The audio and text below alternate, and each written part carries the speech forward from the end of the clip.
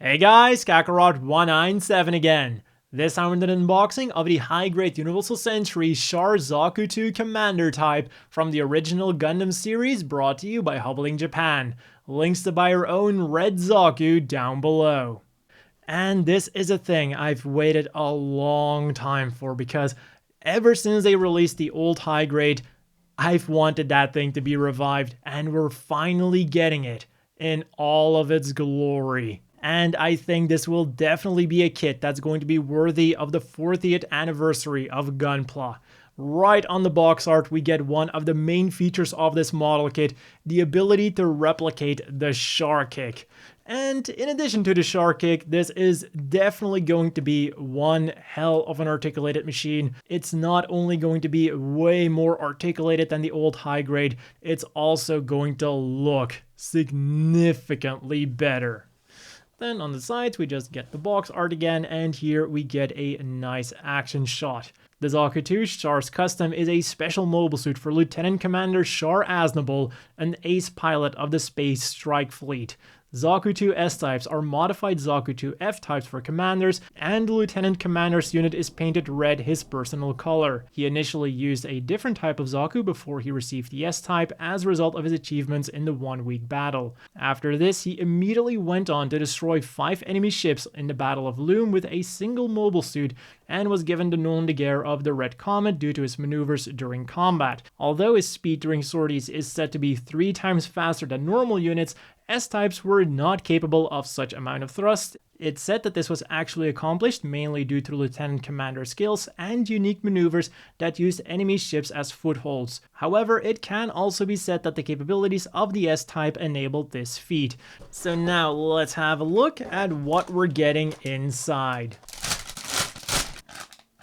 So starting off with the A-Runner, and the one thing that I immediately noticed is just how many of these cutoff points there are. So it really looks like they're completely preparing this thing for as many future recolors and remolds as possible. The obvious one is of course just a normal MS-06F Zaku or like an MS-06C Zaku, but I even wonder with the amount of cutoffs if it would even be possible to remold a Zaku 1 out of this, because that thing could also do with a remold, well, with a revive I mean. It's still aged pretty well, but it would be cool to see it with this kind of engineering too. Then we move on to the B1 runner and the B2 runner, and again, a lot of cutoff points literally all over the thing. Really showing that Bandai is preparing as expected to be able to remold this thing in a lot of things. It's not super detailed, but it does give us that smooth, very original Gundam feeling Zaku 2. And I think everyone watching this knows what's missing here. A normal non-commander antenna version that will be used for the normal Zaku. Then we move on to the C1 and the smaller C2 runner, and again we get quite a few cutoff points. The most obvious one here being, of course, the backpack that is going to be replaced for the normal Zaku. And also something to point out is all of the runners are just generically labeled as 144th Zaku 2.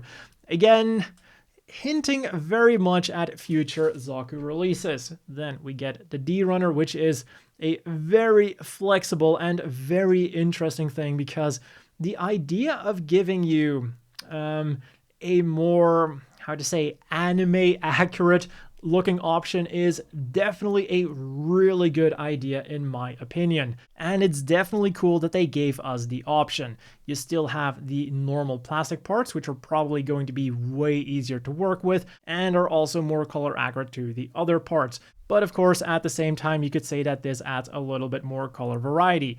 But since you can choose, it's all up to you. And then the final runner that we're getting is the E runner with the weapons. This one is from the high mobility type Zakus, and this also means that we will get a few interesting leftover parts like this thing here, which I wonder if we will be able to use with that new shoulder shield. Nope. And we of course also get a very small sticker sheet with a single pink mono eye on it. And then we get the manual. It's your standard fare. We get an overview of the stats of it, the weapons. We get a nice picture of it standing there.